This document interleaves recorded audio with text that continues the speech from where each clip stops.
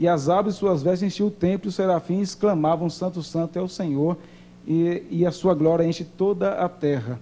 Então os serafins clamam diante do Senhor que Ele é santíssimo, separado, e que toda a terra está cheia da sua glória, da manifestação do seu poder. Jó, após passar por todas as dificuldades que ele passou, todos nós sabemos, ele diz, depois dessa experiência, no livro que relata a sua história, que os planos de Deus não podem ser frustrados. Nenhum dos planos de Deus. E quando Jó passava por aquelas lutas, ele não compreendia o porquê daquelas questões. Mas ele sabia, ao final da sua experiência, ele entendeu que tudo estava dentro do plano eterno de Deus e que tudo aquilo cooperava para o bem da sua vida. É a mesma coisa que diz o apóstolo Paulo em Romanos 8, 28, que diz que sabemos que todas as coisas cooperam para o bem daqueles que amam a Deus. Então, quando Paulo diz sabemos, ele está citando o Antigo Testamento. Todas as coisas cooperam para o bem. A Bíblia declara claramente, conforme o próprio Senhor Jesus diz, em Mateus 10, 29 e 30, não se vendem 2 pardais por um asse, e nenhum deles cairá em terra sem o consentimento do vosso Pai. E quanto a vós outros, até os cabelos todos da cabeça estão contados. Atos 17, 28, Paulo, na sua exposição em Atenas, ele diz assim: pois nele vivemos e nos movemos e existimos, como alguns dos vossos poetas têm dito, porque dele também somos geração. Então, tanto o apóstolo como Jesus e toda a Escritura declara que Deus é soberano. Isaías 40 é um texto fantástico que nos fala claramente da soberania de Deus. O Senhor diz a Ezequias, que havia confiado nos embaixadores da Babilônia para fazer aliança com eles contra a Síria, Deus diz para ele assim, através da declaração do profeta, que os moradores para Deus são como gafanhotos, e ele está assentado na redondeza da terra. Ele diz: levantai os olhos e vede quem criou todas estas coisas. Ele diz que as nações para ele é como pingo no balde, é menos do que isso, é como um pó na balança, é menos do que um pó na balança, ele diz é como um nada, ele diz é menos do que nada, é como um vácuo. Então aquele texto declara de modo extraordinário como Deus é soberano. Diz que ele conhece todas as estrelas, chama cada um pelo nome sem que nenhuma falte. Então toda a Escritura declara isso. O apóstolo Paulo diz lá em Romanos capítulo 11, no versículo 33, a profundidade da riqueza. Isso. E eu gostaria de ler aqui para todos.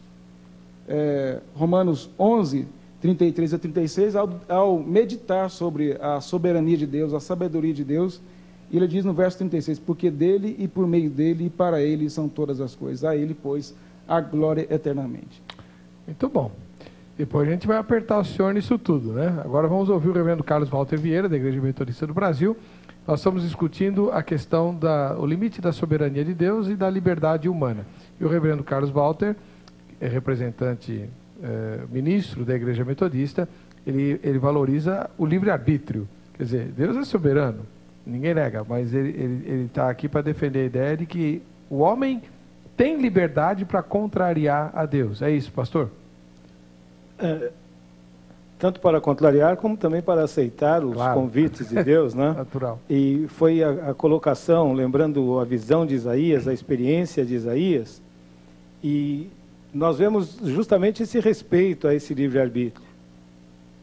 Quem enviarei, quem há de ir por nós? Eis-me aqui, envia-me a mim. Depois de passar por toda uma experiência em que ele realmente reconhece a soberania de Deus, reconhece depois a pequenez que ele tem, reconhece o momento histórico do reino que precisava agora do seu trabalho profético. E o que nós temos ali? É justamente vocação. E vocação é chamado. O próprio ministro da Igreja Presbiteriana Conservadora, ele se sente um vocacionado. E vocação é chamado, vocação não é ordem. Né? A própria etimologia da palavra. Então nós somos chamados e aceitamos ou não. E aí eu acho que entra aquele momento tão grandioso na vida do relacionamento desse Deus soberano com aquele que ele cria e que ele respeita. Ele chama para que coopere com ele. E chega um momento que a sintonia é tão íntima que ele não chama de servo, ele não chama nem de discípulo, eu chamo de amigos.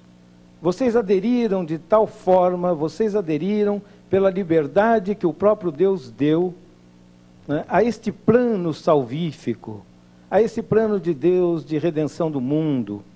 E aquilo que nós estávamos colocando, que o homem é livre para construir torres de Babel.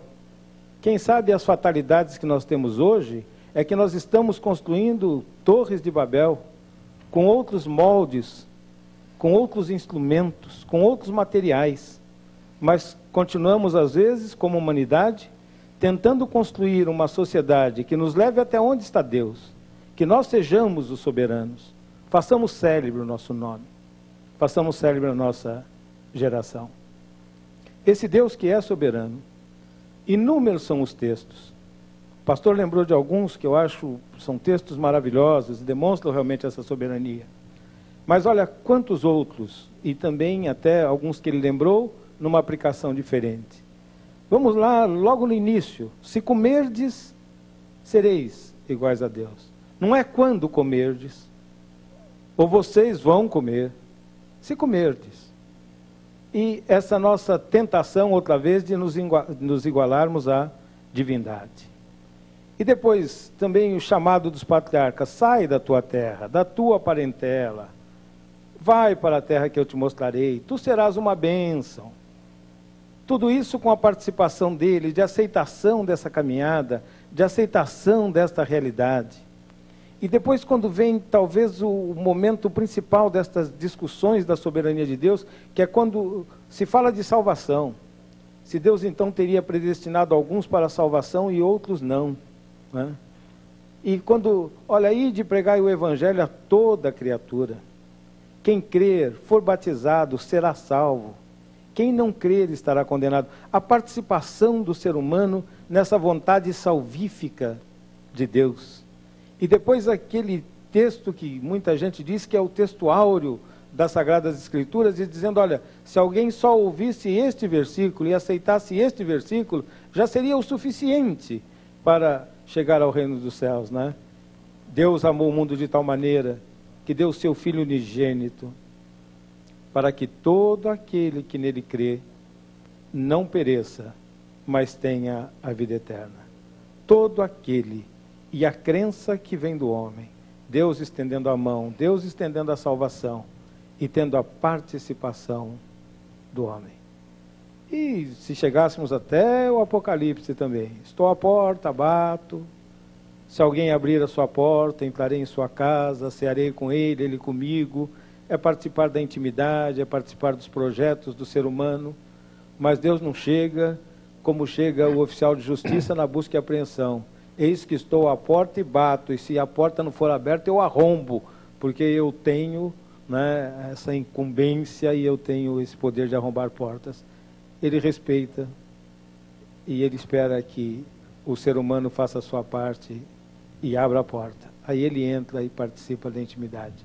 Eu acho que está faltando para a nossa geração esse abrir de portas para as nossas instituições e assim por diante. E Deus respeita o abrir das portas e abrir a porta do próprio coração. Isso é nosso.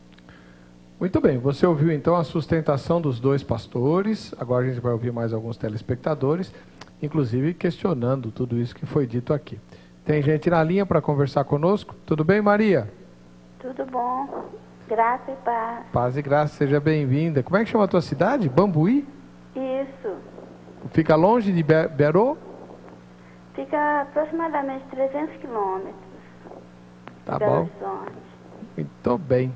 E você pensa o que a respeito da soberania de Deus e da liberdade humana? Eu creio que tudo que acontece, quando não é pela vontade de Deus, é com a permissão de Deus. Eu acredito que Deus, ele tem um plano para a vida de cada pessoa. Mas, por exemplo, quando Deus determinou que Ezequias ia morrer naquele dia, estava nos planos de Deus que Ezequias morresse naquele dia. Uhum.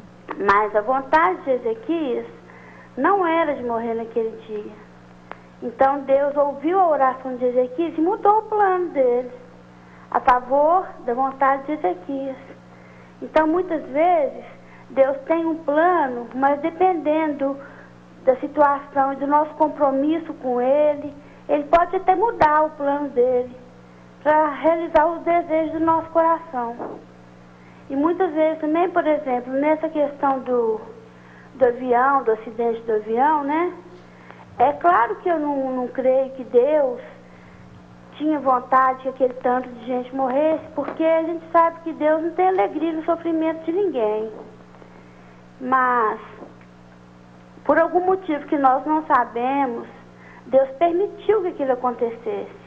Porque mesmo se o homem falhasse, se todas as circunstâncias fossem contrárias, mas se Deus não quisesse de maneira nenhuma que aquele avião caísse, ele não cairia, não. E eu creio até mesmo que se Deus quisesse, ali dentro daquele avião, preservar a vida de alguma pessoa, Ele poderia fazer. Então, se morreram todas as pessoas, foi com a permissão de Deus. Agora, o motivo, esse só Ele é que sabe. Tá. Muito obrigado, Maria. Um grande abraço para o povo de Bambuí, o povo de Minas Gerais, né? Bom, eu tenho algumas perguntas para apertar aos meus convidados, mas não vai dar tempo agora de fazer isso. Deixa eu ver se a Gerlânia tem algum e-mail para a gente ler antes da música, porque hoje nós estamos recebendo aqui o grupo musical Bodas do Cordeiro, né? Aliás, um título bem escatológico, né? Falar do fim dos tempos e tal, da festa que nós vamos ter na reunião com o Senhor. Quando essas perguntas vão poder ser respondidas de forma definitiva. Lê aí 1 ou 2 e-mails, Gerlânia, por favor. Vamos lá, tem e-mail do Juliano, que escreve de São Paulo. Eu acho que nós podemos dizer que Deus é soberano, sem dizer que Ele controla os acontecimentos exatamente segundo a sua vontade, pois isso não é soberania, e sim manipulação. E manipular seria muito mais fácil e indigno. A verdadeira soberania divina é fazer com que todos os acontecimentos, bons ou ruins, e que estão fora do controle de Deus, pois Ele assim escolheu que fosse, quando criou seres à sua imagem e semelhança, cooperem para o propósito de Deus. O Pai não controla as circunstâncias, pois assim o escolheu, mas conduz as pessoas em meio às circunstâncias segundo o seu propósito. Deus não depende das circunstâncias para fazer a sua vontade. O próximo é da Tatiane, que escreve de Criciúma, em Santa Catarina. Na minha opinião, tudo o que acontece é vontade de Deus, já que existem 2 tipos de vontade, a vontade diretiva e a vontade permissiva. Muitas coisas acontecem não porque Deus está determinando, muitas vezes por causa da vontade humana, e não porque Deus determina isso, mas Ele pode permitir que as coisas aconteçam. Bom, eu vou ser muito franco com os irmãos, a gente está terminando o bloco, e vamos para a música, eu queria que você ficasse pensando nisso. Eu sei que é uma explicação até clássica, a vontade permissiva e a vontade diretiva. Para mim não faz a menor diferença. Se Deus permitiu alguma coisa, é porque passou pelo critério dele, pelo crivo dele, e ele não impediu. Então é da vontade dele, ponto final. Certo? Ele pode não ter planejado aquilo, mas na medida em que ele poderia impedir e não impede, é da vontade dele. Então não faz muita diferença, né? Eu penso que a discussão tem que se aprofundar mais. Há coisas que acontecem contra a vontade de Deus, que Deus não permitiria. É isso que a gente quer saber no próximo bloco. Mas agora não. Agora nós vamos louvar o Senhor, né, com o grupo Bodas do Cordeiro.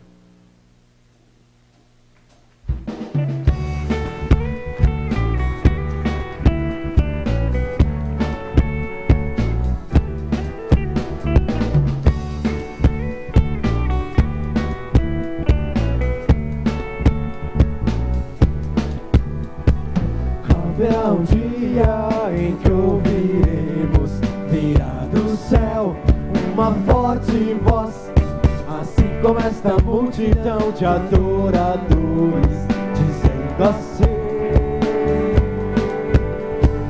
haverá um dia em que ouviremos virá do céu uma forte voz, assim como esta multidão de adoradores, dizendo assim: aleluia, salvação e glória e poder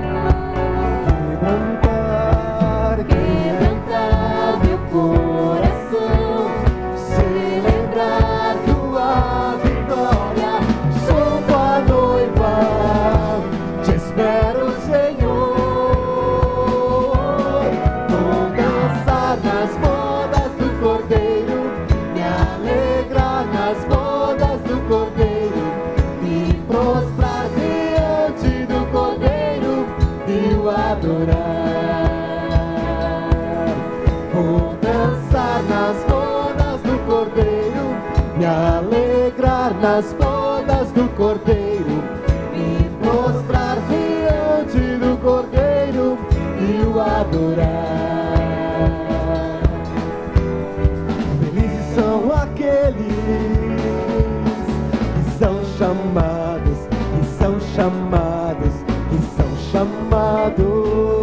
para as bodas do Cordeiro.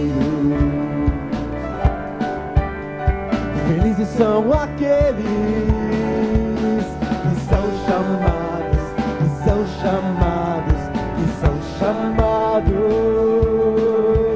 Eu vou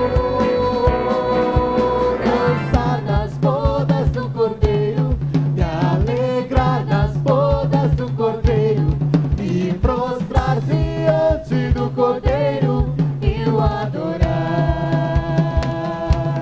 Vou dançar nas bodas do Cordeiro, me alegrar nas bodas do Cordeiro, me prostrar diante do Cordeiro e o adorar, e o adorar, e o adorar, e o adorar, e o adorar.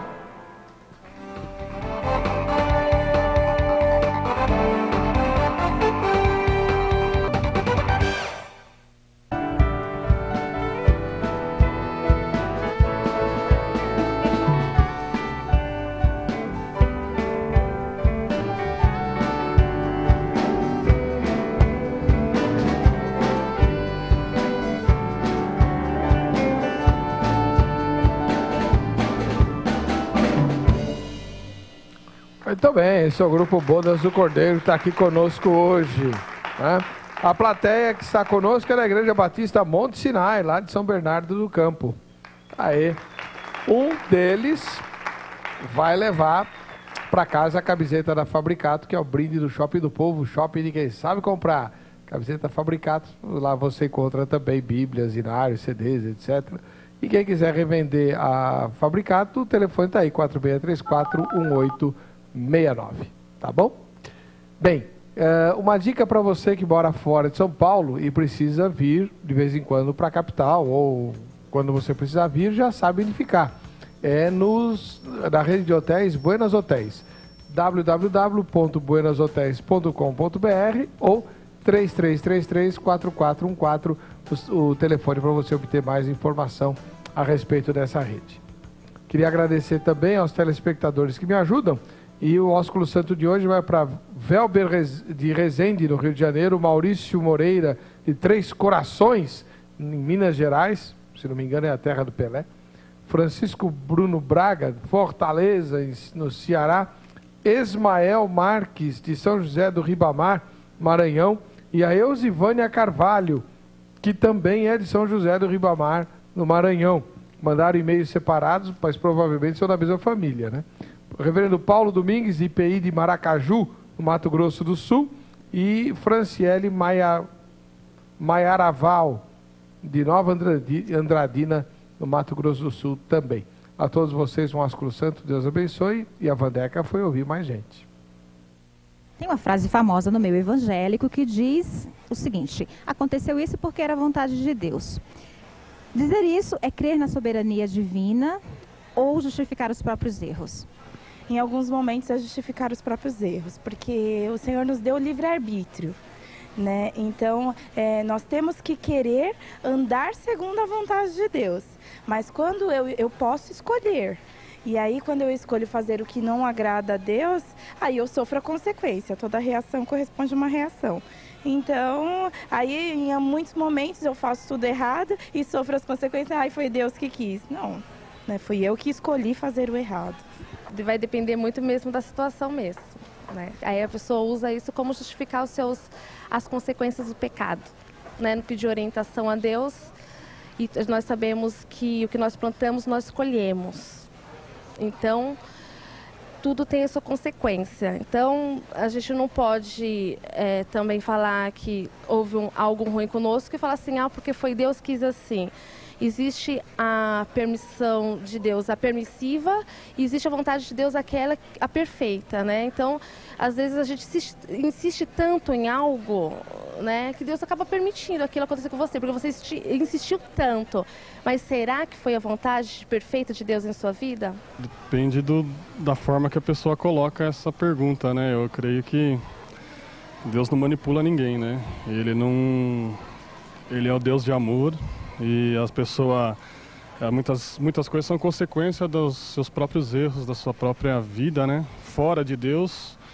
E por estar fora, né? Não tem uma cobertura de Deus, então a pessoa tá se justificando com essa frase, né? Como outras, né?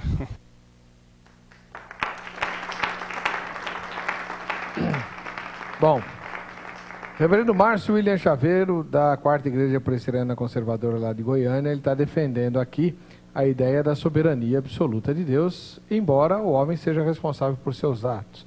E ele justifica esse paradoxo dizendo que nós não temos capacidade de compreender Deus na sua totalidade, então Deus é totalmente soberano, embora o homem seja livre.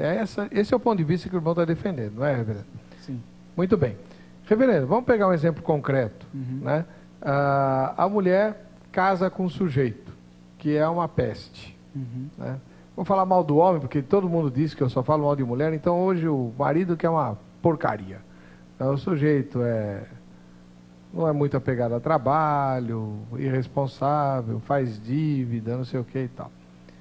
Bom, mas ela é temente a Deus e tudo mais, e ela casou com ele. A decisão de casar foi dela, mas Deus permitiu, porque se Deus não quisesse que ela casasse com ele, o senhor tem defendido que ela não se casaria, é verdade? Sim. Ela casaria por permissão de Deus e também a escolha dela. Tá, mas se Deus não quisesse que ela se casasse com ele, ela não casava com ele. Se Deus não quisesse que ela casasse com essa pessoa, ele iria agir na vida dela, levando ao bom senso para não casar com essa pessoa. Isso, é isso que eu estou perguntando, certo. E o senhor está reafirmando, exatamente. Então, em última análise, ela não é a única responsável por ter se casado com ele. Por ter feito o casamento errado. Deus também tem a responsabilidade. Ele podia ter evitado. Não, quando nós falamos que Deus planejou que isso acontecesse, permitindo que ela agisse conforme a natureza pecaminosa dela. Que é uma questão que eu quero corrigir aqui, expor, antes de responder essa sua pergunta, porque há muitas interpretações erradas sobre calvinismo, muitas coisas mesmo. E quando nós falamos a posição calvinista sobre isso, é que Deus, antes de criar todas as coisas, ele planejou tudo. E tudo acontece de acordo com o seu propósito. E quando ele planejou tudo, ele planejou também os meios para chegar ao fim, que é a sua glória. Então, dentro desse propósito de Deus eterno, há um só plano para todas as coisas. Deus não tem plano A, B e C. Os arminianos já pensam assim, que Deus tem um plano, tem um A, tem um B, tem um C. Se Deus muda de opinião de acordo com as circunstâncias, então ele erra, e ele é mutável. E a Bíblia mostra que Deus é imutável, que não falha, que não há sombra de variação dele. Então, tudo que ocorre é dentro do propósito de Deus. Agora, o fato é que a grande polêmica de tudo em torno desse assunto é a origem do mal, como que isso aconteceu e tal. Mas para essa pergunta, nem calvinista, nem arminiano responde. Ninguém consegue responder, nenhum teólogo conseguiu até hoje, ninguém vai conseguir, porque vai além da nossa razão.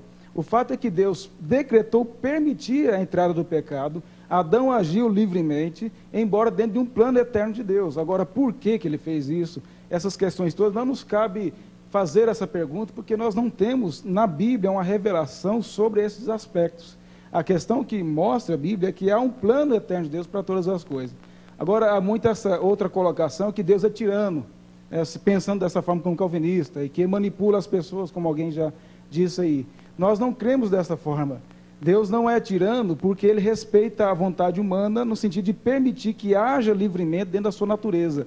Que é uma outra questão, que esse assunto é tão polêmico e abrangente, que não vai dar tempo mesmo para falar tudo aqui nesse programa, mas a questão que foi falado muito e é dito constantemente, livre-arbítrio. Será que realmente o homem após a queda tem livre-arbítrio? Porque, veja só, é dito isso sem reflexão sobre o assunto. Livre-arbítrio, da forma que é dita, é o homem ter habilidade para escolher entre o certo e o errado, em termos espirituais, principalmente. Após a queda, a Bíblia apresenta tanto em Gênesis como em toda a Escritura, Romanos 3, que não há um justo, não há sequer, não há quem possa agradar a Deus, quem faça o bem, Paulo diz. Ou seja, diante da linha de prumo de Deus, que é a sua palavra e a sua justiça, não há quem possa fazer o bem diante de Deus. É lógico, há quem faça o bem socialmente, mas em termos de obras para ser salvo. Efésios 2 fala que nós estávamos mortos em delitos e pecados, e que nós somos salvos pela graça. Agora, como que o homem é livre? Ele é livre dentro da sua natureza pecaminosa, e ele age livremente. Quer ver um exemplo para que fique mais claro? O urubu. Pega o urubu e coloca diante dele manjares, churrasco e coisas deliciosas, e coloca carniça, e fala, o urubu usa seu livre-arbítrio, onde que ele vai? Na carniça, é lógico. Por quê? Porque a sua natureza o leva a isso. Onde é que está escrito, reverendo, e eu sou presbiteriano, sim, que o homem não tem capacidade de querer fazer o bem?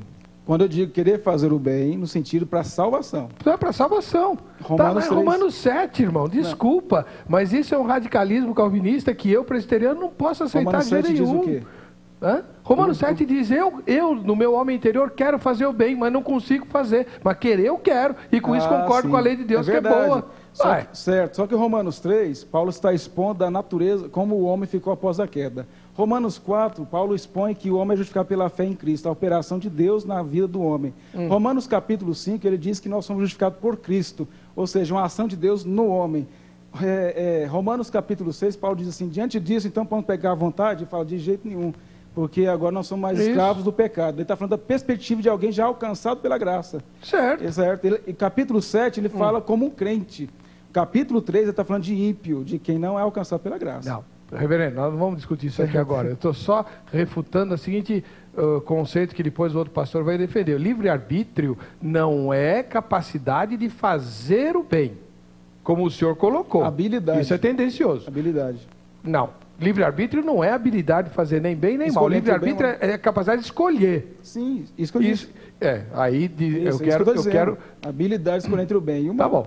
Tudo bem. O senhor defende que a Bíblia diz isso, mas nos textos que o senhor indicou... Romanos 3 não está dizendo isso. De jeito nenhum. Que o homem não tem habilidade... De escolher o bem? Para escolher Cristo? Para aceitar a Cristo? Claro que ele tem. Como que ele pode escolher a Cristo se a Bíblia diz que ele não há um justo, não há sequer, não há quem faça o bem? Não há um justo, não há um sequer, não há quem faça o bem. Não está escrito, não há quem queira fazer o bem. O que é um justo para a Bíblia? Aquele que anda retamente. Não, o justo é aquele justificado por Cristo. Depois do novo nascimento, irmão. O senhor está misturando o Antigo Testamento com o Novo Testamento. O senhor que não está deixando eu falar. Não. Estou sim. O que eu estou retrucando aqui, como moderador, é um exagero, uma forçação de barra para justificar Calvino. Calvino não era santo nem perfeito e disse muita bobagem também, como nós dois. Estou falando de Calvino. Não, o senhor está defendendo um calvinismo extremado aqui que não cabe. Deixa eu explicar para o irmão que eu quero expor, então. Não cabe. Quando eu falei de Romanos 6... Então responda a minha pergunta. A moça que casa com o homem errado, de quem é a culpa? Eu respondi já. Não, senhor. O senhor fugiu do assunto. Eu disse, caso ela casando com a pessoa errada, Deus decretou que ela casasse, permitindo que ela agisse... Casasse com essa pessoa? Sim. Ele decretou isso? Decretou que ela casasse com essa pessoa, permitindo ela agir conforme a sua natureza para fazer aquilo que era errado. Era isso que eu queria ouvir o senhor falar. Agora, sobre a sua pergunta, tem um texto bíblico para respondê-la. Então responda. Isaías, capítulo 37, verso 26, depois que Senaqueribe cerca Jerusalém e manda lá o mensageiro, e ele pensava que ia vencer a guerra e a ameaça e tudo, todo arrogante, o Senhor diz através de Isaías, acaso não ouviste que já há muito dispus estas coisas, já desde os dias remotos o tinham planejado, agora, porém, as faço executar, e eu quis que tu reduzisses a montões de ruínas as cidades fortificadas. A vontade de Senaqueribe era contra Deus, mas Deus falou, eu dispus e planejei que você fizesse isso. Aquela pergunta que você fez. Tá bom. Eu aceito sua resposta, eu tenho uma para retrucar. Tudo bem, fique à vontade. Que é quando Deus manda Caim